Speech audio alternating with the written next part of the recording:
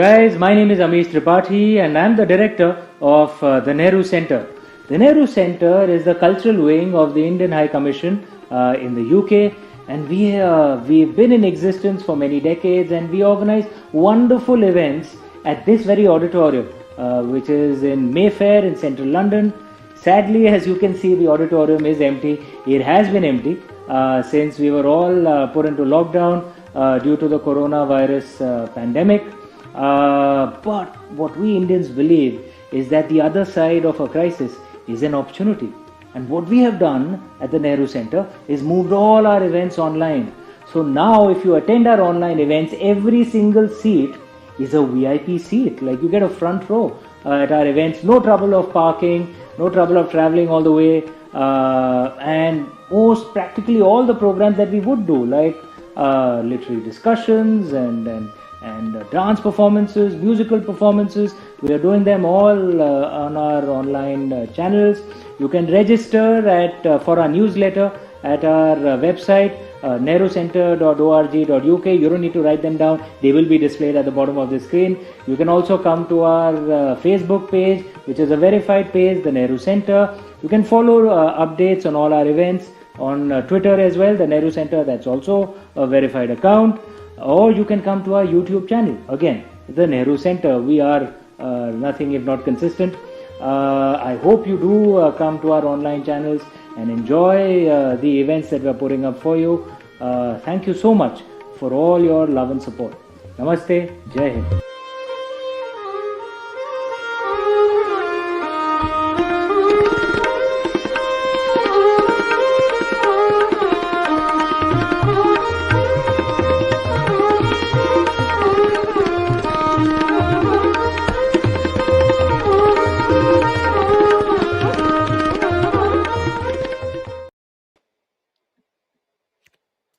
Thank you, Amish. Everybody, namaste, assalamu alaikum, and a big joyous hello from the Nehru Centre. This is Raageshwari, and I'm so thrilled to be sharing my joy with each of you this Navratri. Happy Navratri to each of you. Now, Navratri to most youngsters is all about song, dance, and the delectable fasting food. For me too. But dive deeper into spirituality, and you will understand that Navratri is all about awakening the goddess within. It's all about the fight between good and evil. Goddess Durga defeating the demon Maheshasura. These 9 nights are so powerful to awaken the goddess within you. Each night is dedicated to the Navadurga. The greats have said these 9 nights can actually change your life. Today we have a special guest who knows more about Goddess Durga and Navratri than most Indians I meet.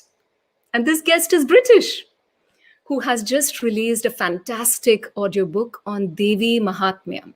Now, some of us know Devi Mahatmyam as Durga Shaptsati or Chandi, celebrating the ultimate triumph of good over evil. The Devi Mahatmyam is an epic poem to the Divine Mother. So let's meet our guest. Tim Bruce is an earphones, award-winning British actor. He's a narrator, he's a singer, and founding partner of Raconteurs Audio. Tim appears in Matthew Vaughan's blockbuster feature film, The King's Man, King of Thieves, Season 2 of The Crown. He appeared in the West End production of Blood Brothers, numerous operas with Music Theatre London, the BAFTA-awarded BBC drama Bleak House, and he has studied Indian classical music, first with Pandit Arun Apteji at the Sri P.K. Salve Kala Pratishta. So now, let's welcome a wonderful guest, Tim Bruce. Namaste, Salam Alaikum, and of course, a very happy Navaratri. Such a glorious, auspicious time of year. Happy Navratri to you too, Tim. It's absolutely brilliant to have you here on our online event with the Nehru Centre. Can everybody hear us clearly? I would love a response from Vineetji, because as long as y'all can hear us clearly, we're coming live to you. And it's in this amazing digital world. So Tim, let's get started. They're all fine. You know, Tim, just to see your diverse career graph is fantastic for anyone. But for an Indian, it's even more amazing that you're an Indiophile and you actually just know about the Indian traditions with such great depth. So let's start from the very beginning. When was the first time you heard about our country or everybody's country, India? Well, obviously, you encounter it in the high street with Indian restaurants. You see it in cinema and film. I even heard the music when I was quite young. So it's very much around. It's very much in the mainstream. But through my own personal seeking, I've always had a deep interest in Indian culture because it is the Yoga Bhumi. It is the land of Kundalini. It's the land of yoga. It has that deep tradition. I mean, it's here also in England, it's in Ireland, it's in other places in the Celtic tradition, but it's not in the mainstream. It's like a historical thing. In India, it's still very much part of its contemporary culture as much as its ancient culture, and that's what I've always loved about India. That depth of insight into the spirit, into who we are inside, as opposed to all the time being chasing ourselves outside, chasing materialism, chasing jobs, ambitions, dreams that go nowhere. What about reality? And Markandeya, who's the person who has written this incredible Devi Mahatmyam, was an unprecedented personality. Tim, I'm so sorry. Tim, I'm so sorry to interrupt you, but our team is asking us to re-log in because we have a sound issue, as I imagined. So let's re-log in. So, dear guests, we are shortly going to be coming back to you. We apologize sincerely for this glitch, but see you.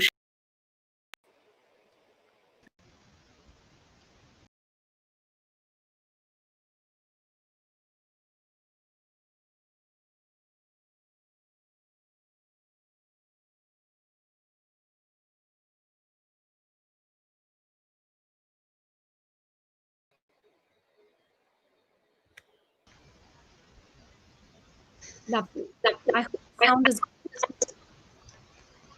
still seems the same. We'll wait for Tim to join us.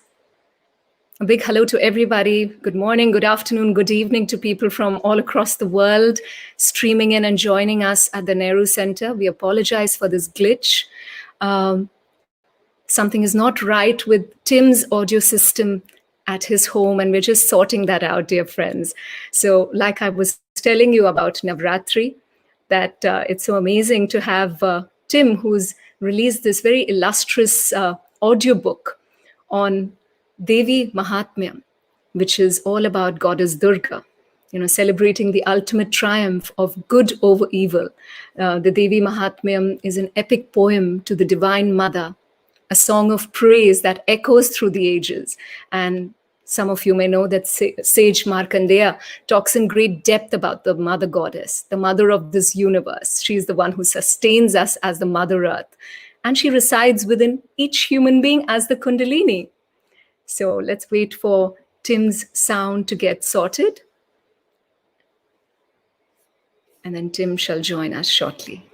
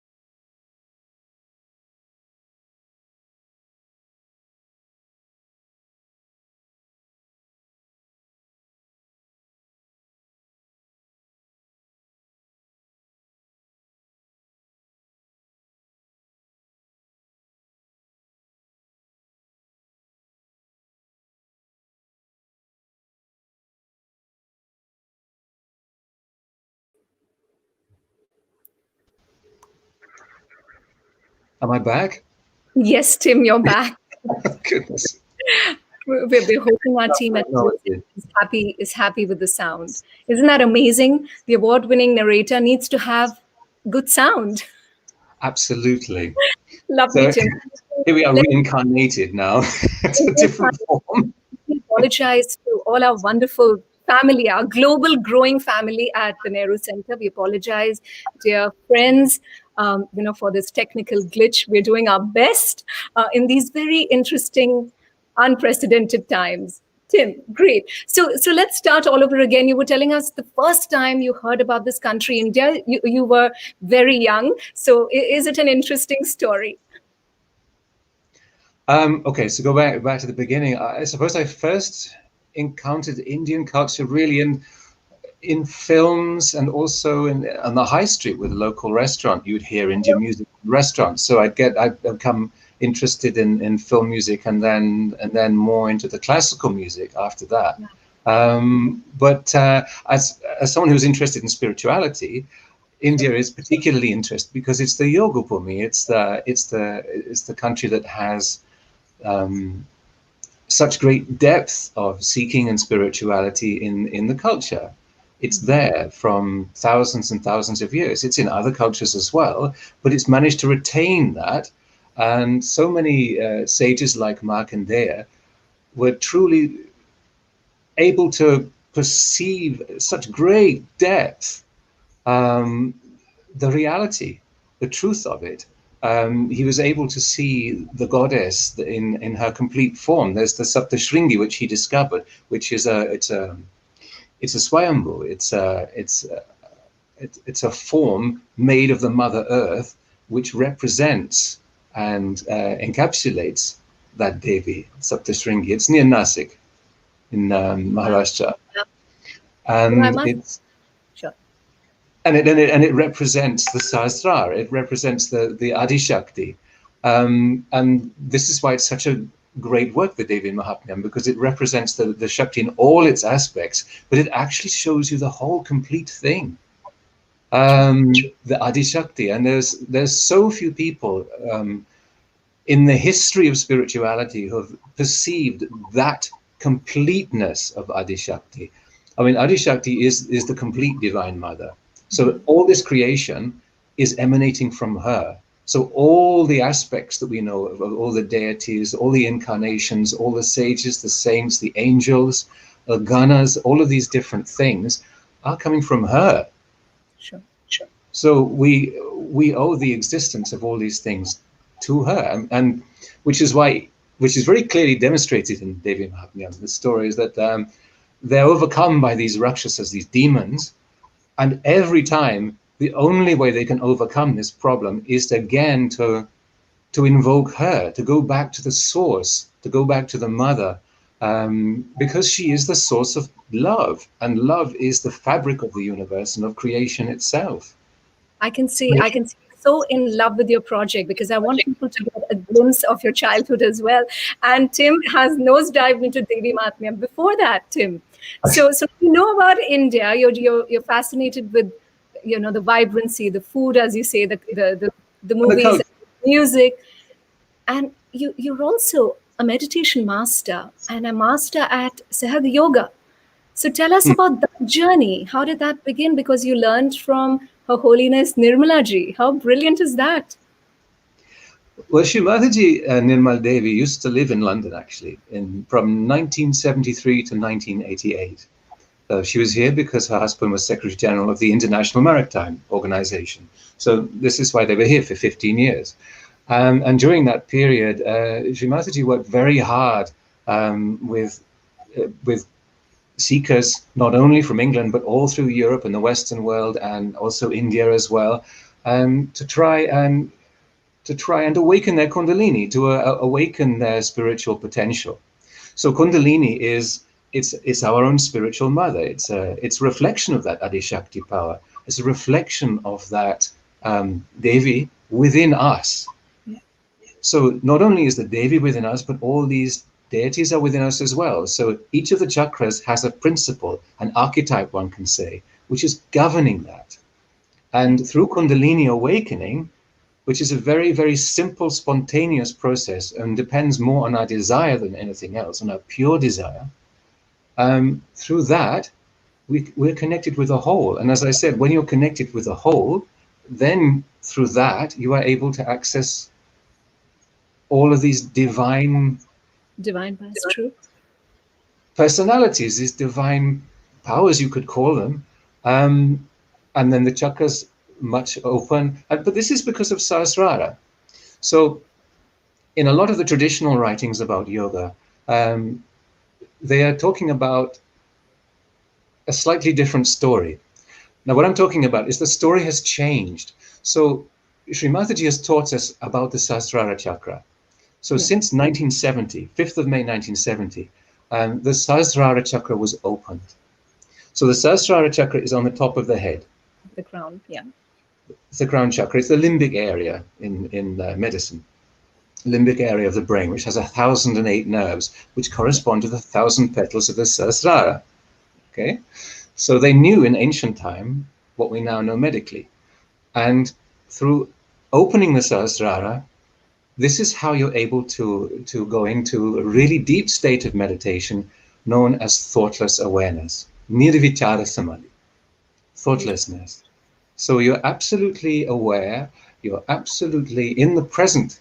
You're not thinking about past, you're not thinking about future, you're absolutely there and aware, but you're thoughtless. And it's then when you can really feel this energy of the divine, this Chaitanya, this Param Chaitanya. So, and you can actually feel it in your hands. So it's coming like a cool breeze on your hands. You're become enlightened. And in your fingers, you can feel your chakras. So this is what Sri Mataji has taught us, that you actually have to develop this sensitivity. So this is why our hands are very important. And also our Sahasrara is very important. So what happens is that you become sensitive to the divine power in the world around you. So it's not just a material world that we see, but we can feel the divine presence within that, And especially in nature, but in everything, human beings, in animals, even in inanimate matter, you can still feel the vibrations of that. Now, the vibrations might not be good ones. This is the thing. So this is the other part of it, that you become, your discretion is developed, which is actually a quality of Hamsa chakra here, is that you become aware of the vibrational quality of things so that you know, is this person a false person? Are they telling me bad things? Are they trying to deceive me in some way? You know, because you feel on your fingertips their energy. Or you also feel that they are on their journey, like I am. And I just feel judgment on a very universal level sort of just comes down. The more and more you get immersed with yoga. It's not about judgment at all. It's about knowing. It's about connecting it. Yeah, absolutely. But similarly, if the person is telling you something which is beneficial to you, beneficial to your spirit, you feel it like it's like a nourishing and nurturing energy. Become a sponge. So life-giving energy.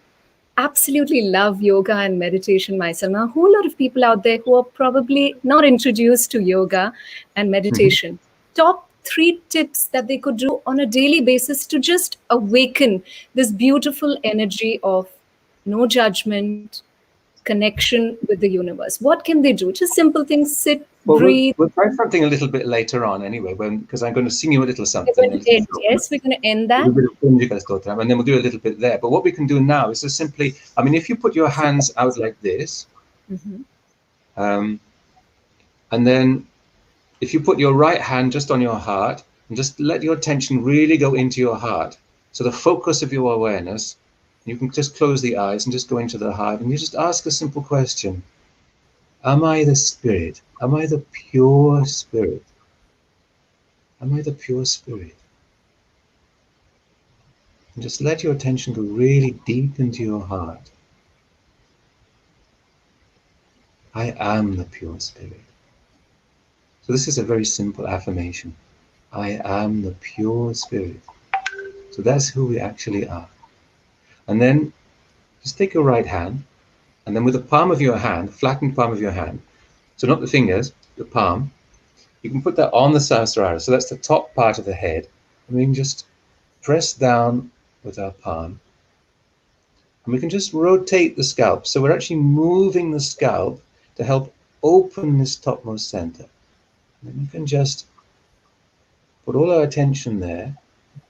And we can say inside, we can actually talk to this Kundalini energy or this divine mother, the great mother. Mother, please give me my self-realization. Mother, please give me my self-realization.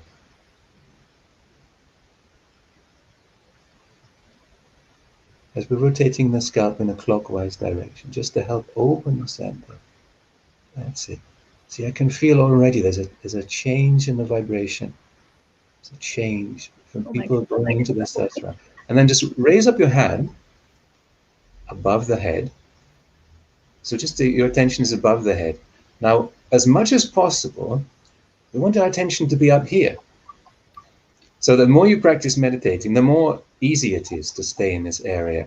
So, and this is where, as I say, we take that energy from the universe. We connect with the universe. Let's just relax the hand, but bring down the hand onto our lap. But keep our attention up here. So you can almost imagine that as you're breathing, your breath is going up through the top of your head, and you're breathing in through the top of your head. That was beautiful. So we're just all the time just allowing our attention to go to that area. So this actually area is like, it is actually the kingdom of heaven. It's a very pure area. And it's the Nirmala area, you could say. You know, and so by just connecting there as much as you can and just touching that area, it stops us going out of balance. So this is the problem of humanity today. Today, yes. Is because we have gone out of balance. And there are various reasons for this. But it's very easy to get back to our axis. So this is our central channel. Alignment, yes. And this is the central path, the Sushumna Nadi, through which the Kundalini raises up. So we can even raise our hand up like this, going up the central channel to the top of the head. And we can actually, hopefully, even feel on our fingertips, on our hands or inside, how our energy is transformed just by doing this simple movement. Our hands are powerful. We need to use our hands.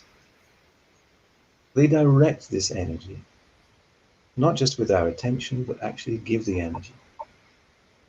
There are two chakras in the arms.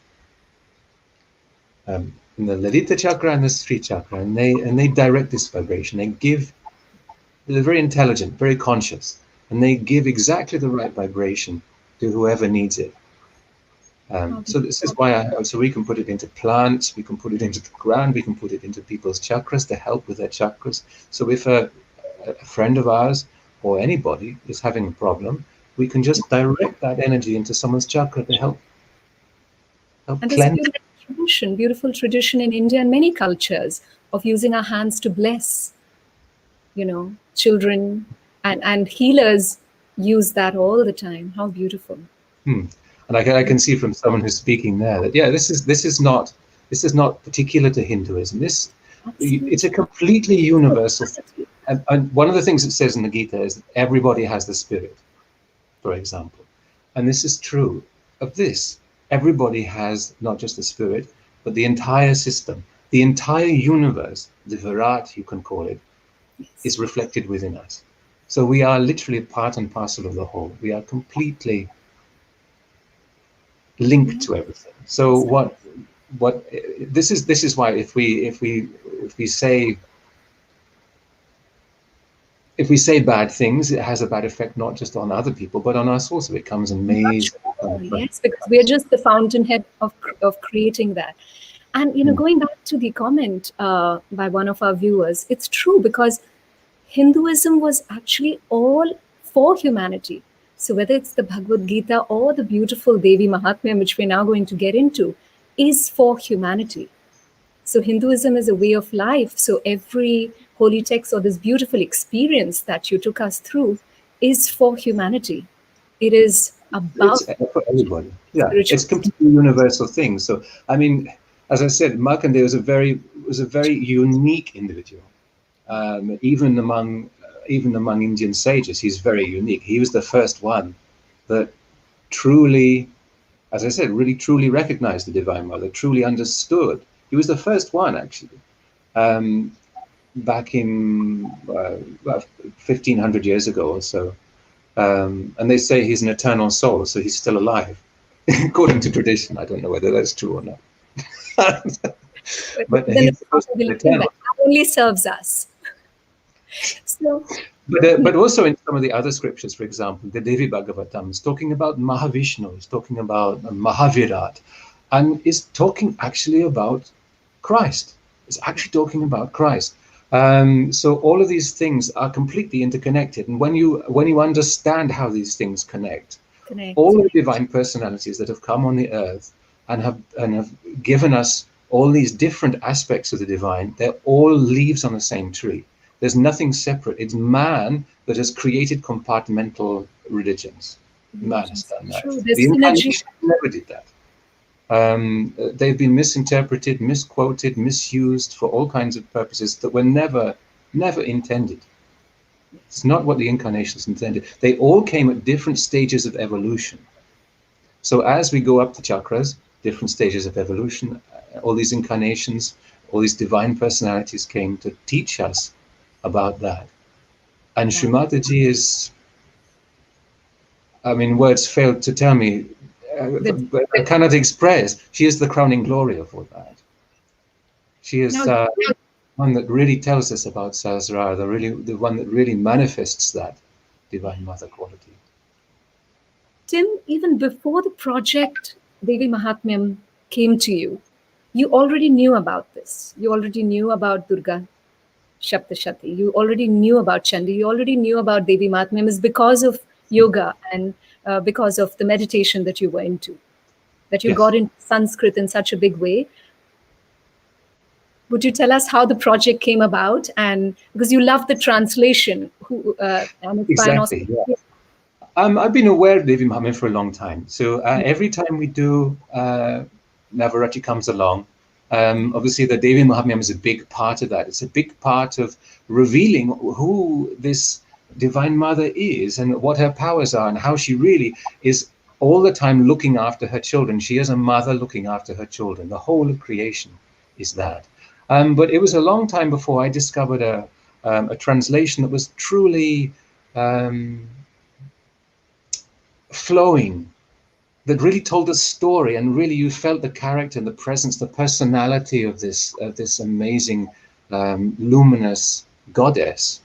And Lyndall Vercoe came up with a fantastic translation, which is very accessible, and at the same time it feels contemporary. It feels almost like you could take it on the level of a child's folk tale. It's so beautifully written that you could imagine someone reading it to a child at night, you know, to help them sleep. But at the same time, it still conveys all the depth and all the subtlety and all the amazing knowledge that Markandeya had about this. So it's envisioning power, his prophetic power. You know, Tim, in India, like I said, I've talked about this before to you, that it's almost like seeing art, that you must see it from a distance. So when you talk about the Indian culture, you talk about it with unbelievable nuances that some of the Indians probably miss that. Because let me tell you about... well, it's not from a distance, you see. Sorry to come here. But when you're feeling on your fingertips, literally feeling on your fingertips and in your chakras and in your body, the energy of everything, you become alive. Like, for example, with the work, the art of William Blake.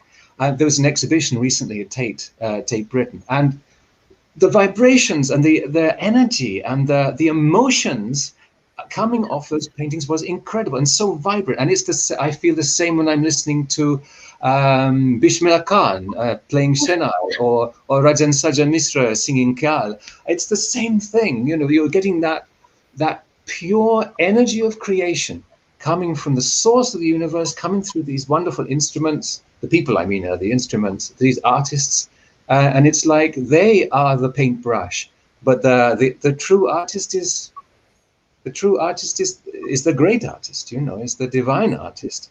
Just using them like electricity comes into a conduits, the conduits, true. And what I was getting to was, like, I know of a whole lot of Durga Bhakts, as in, huge followers of Goddess Durga, and we take Navratri so seriously. We're fasting and all of that. But it's so interesting. We are made to recite the Durga Shaptashati, and I asked a few people, and none of them knew that it was about a story, because it was all about learning the Sanskrit language. Yeah. So you see, and it's an intricate, powerful, scientific, wonderful language that our teachers would just be happy that you've got the Sanskrit, great. But very rarely would we get into the depth of what it actually means. So in many ways, for the youth, and even but not for only that, because Sanskrit is a unique language, because Sanskrit is the language, we know it's the Devavani, we know it's the Devanagari, but it's also the language of Kundalini. Why is it the Devavani? Because as the Kundalini moves to the system, it goes to the chakras, it creates sounds. And these sounds, these bija mantras, are the building blocks of the Sanskrit language. When it comes to Vishuddhi chakra here, which is the fifth chakra, for the 5th day, which is today, it comes with all the vowels. So the 16 sounds, the 16 petals of Vishuddhi chakra are all the vowels of the Sanskrit language, plus all those other little sounds, those 16 sounds. So that's where Sanskrit is coming from. This is why, and if you say Sanskrit in a how can I say, in a non-conditioned way, in a way that is flowing, which is connected, which is full of joyfulness, Niranand, this is what we want. We want Niranand, we want Nirvikalpa, we want Nirvichara, we want thoughtlessness, we want doubtlessness, we want that absolute joy. And it's there, it's waiting for us. We just have to access it. We just have to drink it in. And the divine is waiting for that. It's been waiting for that since the Big Bang, 14 billion years ago. It's been desperately waiting for us to grow up slowly, surely. It's had this immense patience all the time. Not just the Navadurgas, not just the 9 incarnations of Durga. She had many thousands of incarnations. And all the incarnations, all the others, whether they're talking about Muhammad, whether we're talking about Buddha, whether we're talking about Christ or Mahavir, they're all connected. Some of them are even the same person incarnating again and again to give that humanity humanity its message, its refined message, and to help it evolve. I mean, the Goddess Durga didn't only just come to save us from big, hairy Rakshasa with horns and moustaches and things and earrings. And it's not just that. No, it's to help us evolve. And now today, the modern problem is that these same negative entities, these same negative things have entered into our minds as negative ideas. William Blake also talks about this, how the thing is the negative ideas and destructive ideas like overproduction and over-materialism has created the ecological problem. Wow. So now we're facing this big Rakshasa, which is ecological. Yes. And I always feel that amazing texts, be it any religion, whenever they talked about demons, it was all about demons living within as well. Because so many times by the stress we take. Yeah, definitely. But the stress we take is mostly overactivity of the sympathetic nervous system. So what you could call Rajaguna, or overactivity of the right channel, as we call it. People are being forced to be overproductive or as productive as they can be. And so we're always pushing the limit, like record breakers. You have to go further, higher, have to work more. Oh, now there's only 2 people doing that job where there were 5. And, this kind of thing. But it's all materialism, it's all cost cutting, and it's not necessarily good for the people. The corporation doesn't necessarily worry because, the person is burnt out by the age of 30 or so, right? There's another 1,000 people wanting to come up to the job, we don't mind. But it's not good as a whole. As a whole. Well, Mahatma Gandhi will be hearing this conversation and be absolutely thrilled, Tim. Because that's beautiful. The ecological problem is entirely within our grasp to solve. Yeah. It actually is because we are out of balance. If we put ourselves, each individual if we put ourselves into balance, we come into center, and we go into that thoughtless state, we connect with the Mother Earth. I mean, what is Mother Earth but again, a reflection of the Divine Mother, the one that is sustaining us day in, day out. Our food, everything that we have, even our body, is coming from the Mother Earth. We have to respect the Mother Earth. If we don't respect the Mother Earth, then our future is bleak. Frankly, it is that way.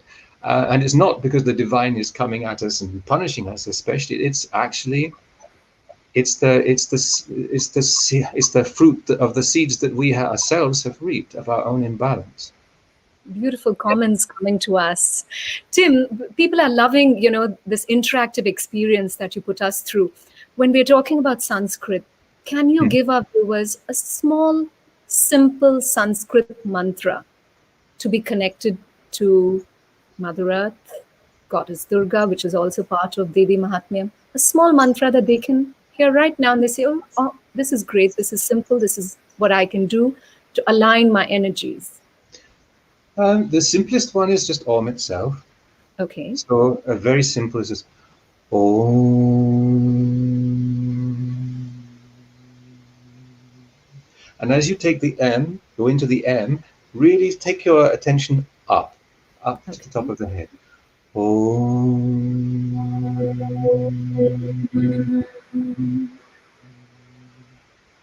Very simple. Now, what Om is the three channels. A und is the three channel, the power of the three channels. So Mahakali, Mahasaraswati, Mahakali. So the three gunas. And so Om is the primordial sound. It's the Amen. It's the Logos. It's the word. It's the very essence of who we are, the very essence of creation. It's also reflected within the character, the personality, the deity of Sri Ganesha. But it's everything. Everything pervades every single atom. So it really awakens the Kundalini and takes us into that state. If we say Om and allow to focus at the top of the head. So focusing at the top of the head is a very important part of that. So remember, we want to be as much as possible in this area. If we come down too much here, then we get a little bit stuck in our thinking. And so what happens is, if we're thinking about the past, that throws us into our superego, into the past. And if we think too much of the future, we're going then into the future. We're thinking and planning, blah, blah, blah. But both of them they're not the present. They're not the reality of what's happening now. It's dividing us from the present. We want to be in the present. We want to be in the reality. We want to be in the pure being, that pure state.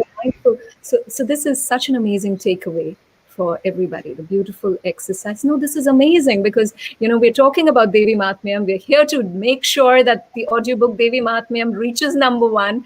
But it's amazing. It's been a yoga session. It's been a mindfulness session. It's been all about spirituality. So Om is what, everybody can chant whenever they feel a little disconnected from the universal energy. Now, do you believe that there's so much online. So if you can go on to it's down here somewhere. If you want to find out more about Shri Mataji herself, srimataji.org, or you can go to Sahaja Yoga. Oh, here we go. sahajayoga.org.uk in England, or sahajayoga.org.in in India, and it's all over the world. So you can find out much more. You can learn so much more from Shri Mataji. Everything I know is nothing to do with me. It's all coming from Shri Mataji. As I said, she is the one really that's gone into so much detail about every tiny aspect of this Sahasrara and how it's opened up this divine world to us. And that's only been possible since 1970, and it's such an auspicious time now because it's literally 50 years since that happened. 50 years since that Sahasrara chakra was opened, and this en masse realization has become possible. True. And we so much have to be thankful to Shri Mataji for that. It's a complete game changer for spirituality and for humanity as a whole, that this chakra is now awakened. And especially during this time. Tim? Right? True. Tim, the Devi Mahatmyam is, often ranked in some Hindu traditions to be as important as the Bhagavad Gita. do you see similarities? Like, I know of just a few, but I would love to know what your take on this is. Well, there are definite similarities. But what's interesting that even in Gita, when Krishna wanted to destroy Kansa, his wicked Rakshasa uncle, it was actually Radha that did the actual killing. So it's the power, it's always the power that destroys. So even there, this is not so much clear in the Gita itself, but it is there, it is written that actually it's the power, it's the Shakti that does the actual killing. Also Shri Ram, when just before he goes to battle with Ravan, he has to do a special ceremony to awaken the powers of the gods. He actually has to pray to the goddess the night before, to take on the Shakti power to destroy.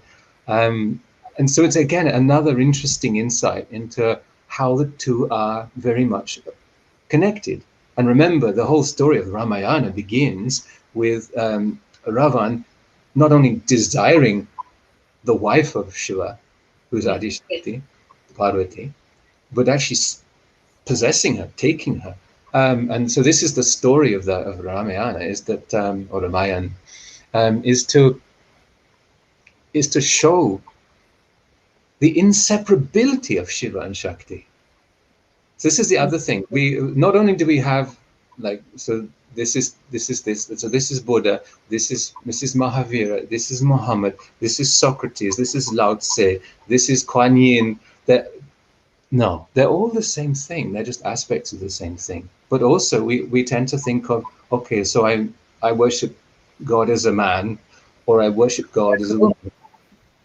Shiva and Shakti are inseparable. Absolutely inseparable. Beautifully said. For me, in Sima, because of course I've read the Holy Gita, and it'll take a lifetime, right, to really learn. But for me, not really. If I would like to teach it or say to children, and it's also that move away from desire, move away from anger, move away from materialism or greed. And in many ways, Devi Mahatmyam is all about that as well, that move away from materialism so that you don't have those fears. Well, yeah, exactly. The further you go away from the spirit, from your own essence, the more likely you are to go out of balance, the more likely you are to get into difficulties with the chakras. And of course, it's these imbalances in the chakras that create diseases and physical problems. So it's definitely going to improve your well-being and improve your health, because your whole being is going to be in a better vibrating state. That's what disease is, actually. It's an imbalance of the chakras becoming an imbalance within the physical body. Here we go. Wow. Right on cue. So not at ease. So this is this physical manifestation here within us, the subtle system. So what you're seeing here is the 3 channels. So remember I said that stress is basically overactivity of the right sympathetic channel. So the right sympathetic channel is the yellow channel there, which ends in that yellow balloon at the top, which is called ego. So ego is like a finite balloon. So the more ambitious we become, the more angry we become, the more it generates a problem on this ego. It gets more and more bloated. It cuts us off. We're not able to go into thoughtless. We're thinking all the time. We can't stop. And this is why people take to alcohol and drugs, because they can't stop this roller coaster madness in our heads of thinking. So this is all to do with overactivity of the right sympathetic. And it could be we have a hot liver or a second chakra there. We're being too active, over creative, overthinking, too futuristic. And it creates a massive problem on the heart, which drains the energy of the whole left channel, which is that blue channel, and creates a massive problem and can lead to things like diabetes and heart attack. So, but if there's an imbalance of the left channel, it's also not good. So left channel is our emotional side. It's our more feminine side. It's to do with the past, dreams, sleep. So it's where we take our rest. It's where it's very much Mahakali kind of feeling. So it's very much how we're nurtured. But if we're too much emotional, we're too much weeping, crying, too much condition, which is always a danger when we're too much thinking of the past or too much adhering to the letter of the law of religion and not entering into the spirit of what the incarnation was giving us in its pure form. This can create a problem with the superego. But we want to be in the central channel. Now, at the bottom there, and that triangular part, you see, that's where Kundalini is. So this is where Kundalini is, resides at the base of the central channel. And when she is awakened, she goes up through all this channel. So it goes through that circular area, the void, the Bhavasagar, the void of illusion, which is where most of us get stuck in our seeking, actually. Because you need Kundalini to bridge that gap. So it's been symbolized, for example, by Moses crossing the Red Sea. He led all the seekers with him at that time. Was actually an incarnation of Adi Guru Dattatreya. Can you imagine? So he was there. He led the Israelites to safety, and he led them across this void. He was their Adi Guru Dattatreya, and that's symbolized by him at that point. But others, there's so many other aspects of his teaching also. And then Durga herself is there in the heart, in the center. Jagadamba is there, the mother is there protecting. So this is where all the ganas reside. This is where all of the antibodies within us are created, in the sternum bone. So this is where Jagadamba resides, Durga resides at this point. And as we go up, Sahasrara is the very top here. But you'll notice that Kundalini is in that triangular bone, sacrum bone, so-called sacrum, because the Greeks also knew about it because of the history of trading very much with the Silk Road from Greece all the way to India and beyond. And you'll notice that the first chakra, Muladhara chakra, is the chakra of innocence, is below, it's actually below the Kundalini. Now what this means is that there's some tantric practices which use sex for this, and it's an absolutely wrong idea. So absolutely, it's the connection between the mother and the child. So the mother is the Kundalini, and the child aspect, the innocence, is there in the first chakra. So innocence is very important, and innocence is very much under attack in our modern society. Goodness. So this is one of the reasons why society has gone funny. India is much better than that. Because it has a culture of Dharma, a much more Dharmic culture, it's much more able to hold on to its innocence. But even modern India is very much under pressure, I would say, from attack on innocence, through materialism, actually. You see, right at a very young age, innocence needs to be valued. It needs to be valued in schools. It needs to be valued in colleges. It needs to be valued in our work environment. And that's when we will value innocence as well, because it's not celebrated the way you've spoken about it so beautifully. And I think it can really change the world, because ultimately... The interesting thing is that innocence can be held on. It's not just for children. This is the thing. This is what's so interesting, is that when you hold on to that innocence, when you actually nourish that innocence, you take it into a mature form, you mature that innocence, so that even being having a family, having children, yourself, living a normal life, a normal, balanced, harmonious life, you can maintain that innocence and you can develop into that. I mean, that's when it becomes true wisdom, and when that quality of innocence matures. And this is, again, something which sadly needs developing in the West, especially because it's gone away from that. The whole idea of innocence has been, especially through the 60s and 70s, was thrown away. It was attacked. It wasn't valued at all. And you see the result in the tabloids. Some of the stories are just too shocking to even put a name to. But and I'm not going to. It's not a quality that can be destroyed. It's a quality that never ever leaves us. It's there. It's actually the basis of our system. It's there, and it can never be removed. It can never be destroyed. Only like the clouds come over it. You just need to remove those clouds by rediscovering your innocence. So rediscovering your innocence is part of the meditation. Tim, so am I right that Devi Mahatmyam could actually help our immunity, bring us better mental health, help us connect with the families, help us connect with ourselves? Now, yes. Because the way it does that, as I just mentioned, so Durga herself, as a personality, as divine personality, is on what we call the center heart chakra. So there are three channels, as I said. So you have left heart, which is where the spirit resides. Then you have center heart, which is where Durga is. And Rama actually is on the right heart, where he has his, all the maryadas, as you say, the boundaries of conduct, of good conduct, beyond which that's when you start to get into difficulties as an individual and as a society. And within Devi Mahatmyam, it describes all of the powers, all of the Shakti aspects. So in a short time, I'm going to sing you Konjika Stotra, which is awakens all of those Shakti. No, we're saving that, yes, of course, because we're going to end. We're ending and our what's show. going to happen is that these different Shakti aspects are within us.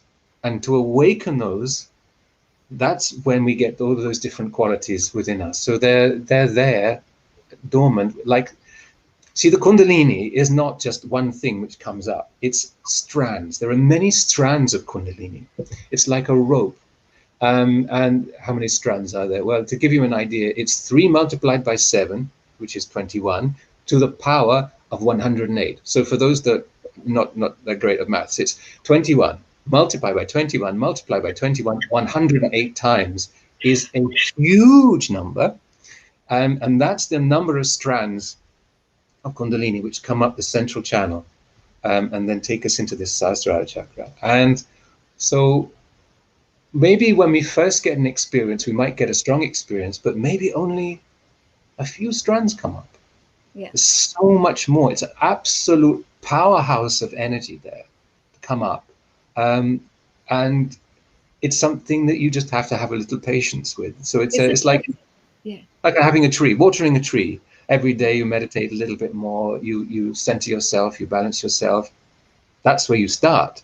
You start with balancing, you go into thoughtless state, and then you really absorb this divine this divine experience. So Tim, how can people buy Devi Mahatmyam? It's a fantastic audiobook. It ends with an amazing rendition by you. How can people buy it? I know it's available on Audible, but Audible has various links all over the world. You want to let us know? Yeah. So, well, first of all, we're going to give you a link after this broadcast. There's going to be a link which will take you to chapter 1. So chapter 1 is on us. It's absolutely free. But if you want to listen to more, then if you go on Audible, so audible.in, if you're in India, or audible.co.uk or audible.com, wherever you are in the world, it's available on there. So either you can join Audible and then you have a credit, and then you can just use your credit to listen to that. Or another way is on the 10th of November, so a little time but not too long, there will be a CD available of the audiobook from www.downpour.com. Downpour, so like rain. Downpour. Okay. Downpour. DOWNPOUR.com. Downpour.com. So that's from Blackstone Publishing, from Raconteurs Audio LLP. Fantastic, Tim. Tim, you're going to leave us with a wonderful, mindful experience, a part of Devi Mahatmyam, how lucky we are. So we're all ready, everybody. We're so lucky. So this is very, very condensed part of Devi Mahatmyam. So this is called the Konjika Stotram, the Shri Siddha Konjika Stotram, which is the whole of the Durga Saptashati, the Devi Mahatmyam, in bija form. So a bija is, as I said, those sounds that the Kundalini makes, the seed mantra. So it's in Sanskrit, it's Sanskrit language. And this is going to be in a composition which I made in Rag Durga. So this is Durga's Raga.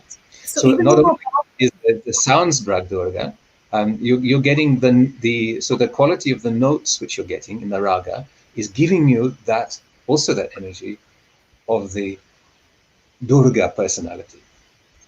Okay, so you're getting a full to awaken the goddess within. We're all ready to awaken the goddess. Well, Kundalini, hopefully if you're feeling anything on your hands, if you're feeling like a cool on your hands, then that is the Chaitanya, that's the Param Chaitanya which is coming from that Kundalini. So what I suggest you do, actually, as we listen to this, it might be quite nice, rather than watching me, if Vinit, you can put a picture of Shrimataji up, so that we can actually see Shrimataji. And then if you like, you can put your hands towards, as we had before, you can put your hands towards the picture and maybe even feel energy coming from Shrimatiji's picture.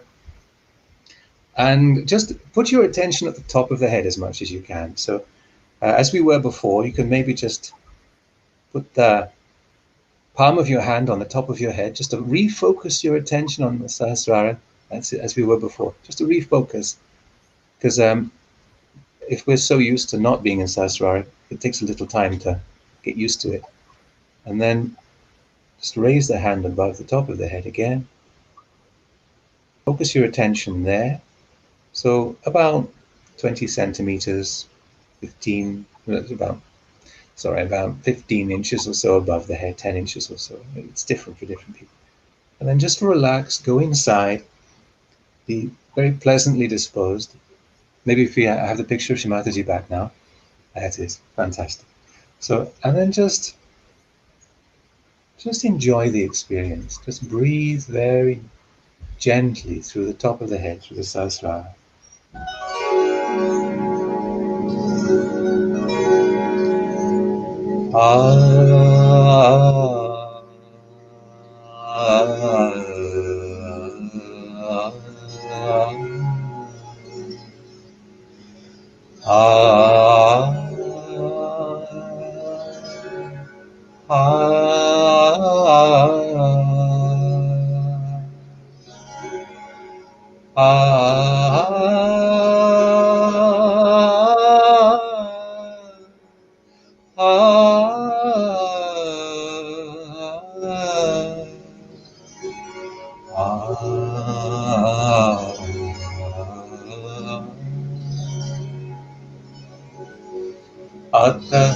Siddhakunjika stotram Shivovacha Shrunote vipravachami Kunjika stotram uttamam Jnana mantra prabhavena Chandi japa shavo bhave Na kavacham nargala stotram Kilakam narhasyakam Na suktam na vidhyanam cha Nayasyonna cha varchanam Kunjika pata matrina Durga pata phalam lave Atimuyataram devi Devanim apidurlabam Gopaniyam prayatnena Svayonniripa parvati Maranam mohanam vashyam Stambanocharanadikam Padamatrina sonsiryet Kunjika stotram uttamam Ata mantra Om Aim Rim Klim Chamundaye Riche Om Glaum Hum Klim Jum Sa Jvalya Jvalya Jvala Jvala Prajvala Prajvala Aim Rim Klim Chamundaye Riche Jvala Ham Sam Lam Ksham Pad Swaha Iti Mantra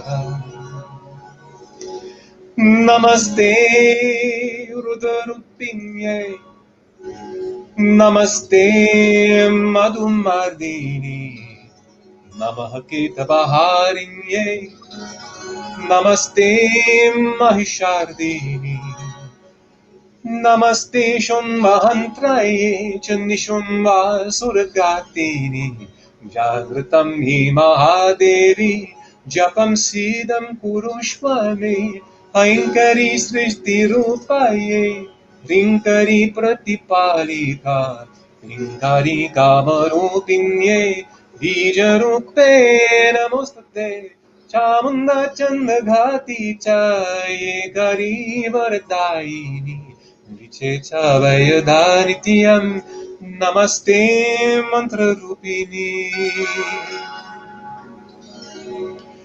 Dham dhim dum dorte patni, vam vim vum vagadishvari, ram krim krum kalika devi, sham shim shum me shabam kuro, hum kara rupinye, jam jam jam jam bandari, ram rim rum devi madre, bhavanyete namo namaha.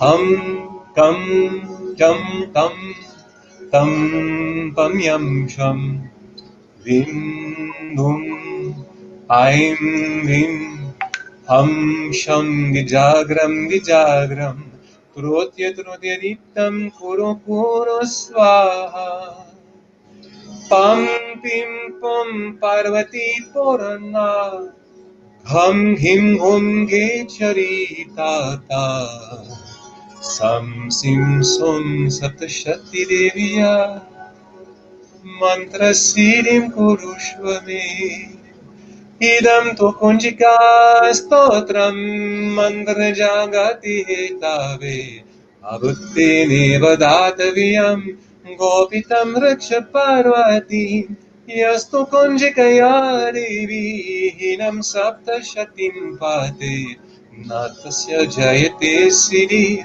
aramyerodanamyata. इति श्री रुद्रयामले गौरी तंत्रे शिव पार्वती संवारे कुंजिका स्तोत्रम संपूर्णम। ओम तत्सत्। साक्षात् श्री आदिशक्ति माताजी श्री निर्मल देविये नमो नमो नमः।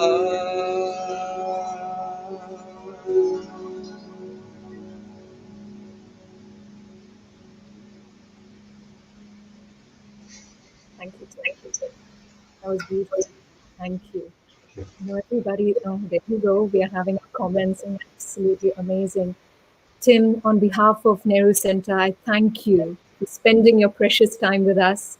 And we wish you I beg your pardon. Thank you for this opportunity more than anything. Thank you. I'll leave you with a wonderful thought from Shrimataji, is that even though in the midst of this Devi Mahatmyam, we see all the weapons, we see all this battle, there's only one weapon that the goddess actually truly has. And that weapon is love. It's pure divine love. That's what it is. Absolutely. Thank you, Tim. Well, we wish you immense love. We wish you infinite love and super success for Devi Mahatmya, because it's such an illustrious project. You've translated it in English, you've narrated it. So, it actually reaches out to people globally. So we wish you phenomenal success with Devi Mahatmya is concerned. We'll be posting links, my dear Nehru Centre family, where y'all can actually go and purchase this audiobook. So I thank you. And I thank each and every person who's logged in, watching us live. So on behalf of our director, our visionary director, Amish Tripathi, our acting director, Mr. Vishesh Negi-ji, Guhari-ji, Archana-ji, our team members, Vineet-ji, who's helped us put this event live, our entire team at Nehru Centre, the Indian High Commission, we thank each one of you, because you're now part of the Nehru Centre family, which is ever growing. Thank you once again, Tim, and see you very soon for another virtual event. Thank you. That would be wonderful. Thank you so much.